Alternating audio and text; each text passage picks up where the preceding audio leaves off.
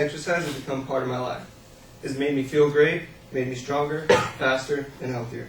This part of my life started when I was in 11th grade, and I was tired of being last in the mile run, not being able to do one single pull-up or even 5 measly push-ups.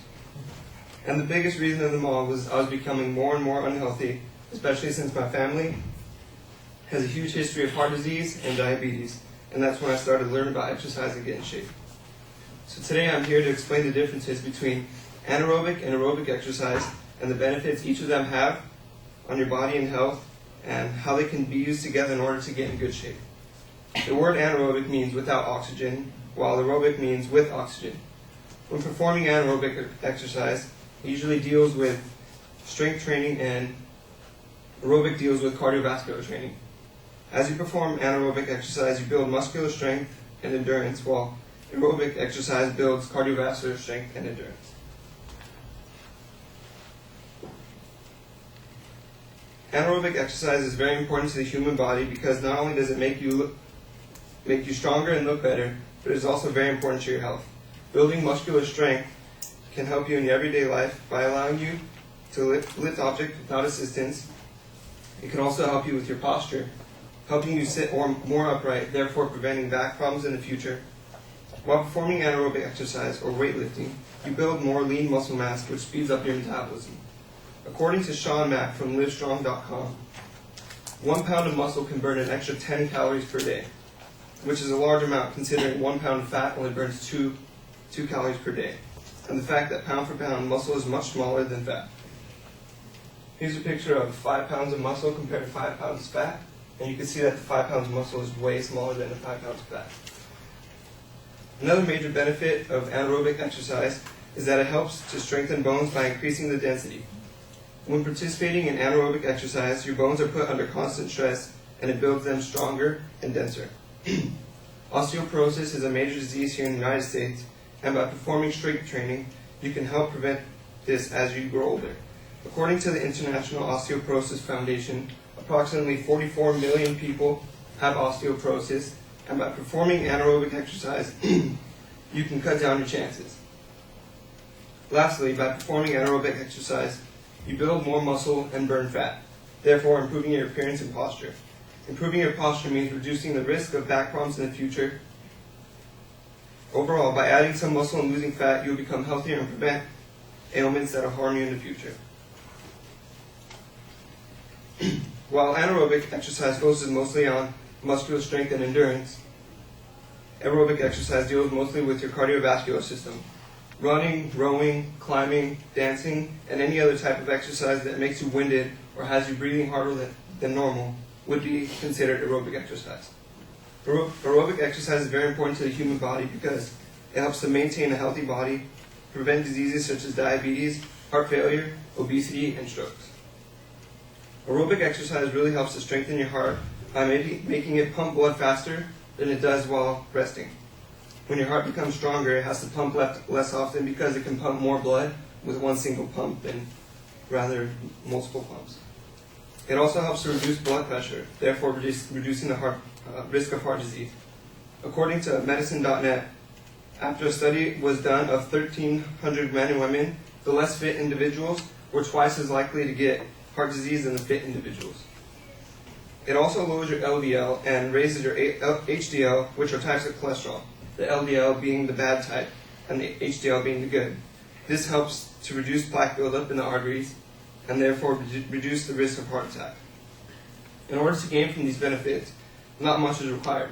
In fact, only 20 to 60 minutes accumulated throughout the day, 3 to 5 days a week, is required, which comes out to only be around 5 hours per week maximum. So is 5 hours a week worth helping to prevent harmful diseases and become healthier? I think it is. When putting anaerobic and aerobic exercise together, you get a wonderful calorie-burning workout. There are several ways to do this, but there's one way that is relatively easy and has great results. The way to do this is simple. While lifting weights, you cut down your rest time in between sets, or perform a small 45 seconds of jump rope, jumping jacks, burpees, or get right back into weightlifting after. And here's a burpee, which is you're standing straight, you drop, you do a push-up, and then you jump and reach for the sky. And It's really tiring. This type of exercise is called circuit training and will definitely give you a run for your money if performed correctly. This will not only increase your anaerobic performance levels, but it will also increase your aerobic levels as well. There are actually competitions to test people on their all-around fitness levels, anaerobic and aerobic, and it is called CrossFit. If you're trying to get fit in both anaerobic and aerobic areas, then CrossFit is for you. These people compete for big-time money, like 300 grand, like in a yearly competition called the CrossFit Games, which is held by Reebok. And also, not only do they get 300 grand, they get the title the fittest man and the fittest woman on earth. It may seem that anaerobic and aerobic exercise are different, but in fact they aren't very different at all. By performing these two different types of exercise, you can help your body become more efficient at burning calories and also help to prevent several harmful diseases. Make exercise fun. Set goals, start slow, and before you know it, you'll be feeling better than ever, and you won't regret it in the future. Thank you for your time.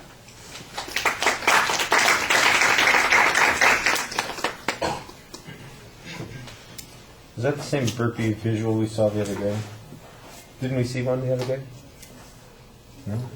It must have been in the other class. It looked almost exactly the same. Sorry. All right. Who's doing the eval? Justin, you're doing the oral evaluation. I thought the presentation was well organized. I can tell you're kind of nervous, but that's okay. I mean, speaking in front of a crowd of people. But yeah, I like the information. It was overall, like, there was nothing really I found too negative. Just yeah, I just thought it was well organized. Yeah, I didn't see anything that's really negative. There are things that could be better, but that doesn't mean that they were bad. For example, I thought that sometimes you're rushing in your presentation and you read a little bit more than you want to, but I thought that there was some variety in your voice, and even though you were reading, I noticed frequently that you were trying to look up and engage the audience too. So it's just something extra to work on down the road. So it wasn't bad, it just could be stronger. I like the personal story that you had at the beginning as an attention device. Your topic's very clear. I thought you had an excellent distinguishing between the two types of exercise. It was really easy to follow. I thought you had really excellent transitions between the first and the second point. That was very easy to follow, and it was a more interesting way of making that point than I've heard in a lot of other speeches. So pat yourself on the back a little extra for that one.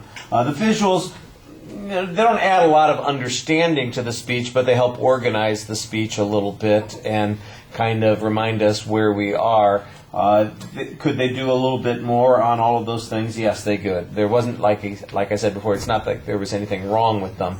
It's just that there could probably be something that would be a little bit stronger on each of those points. All right, thank you.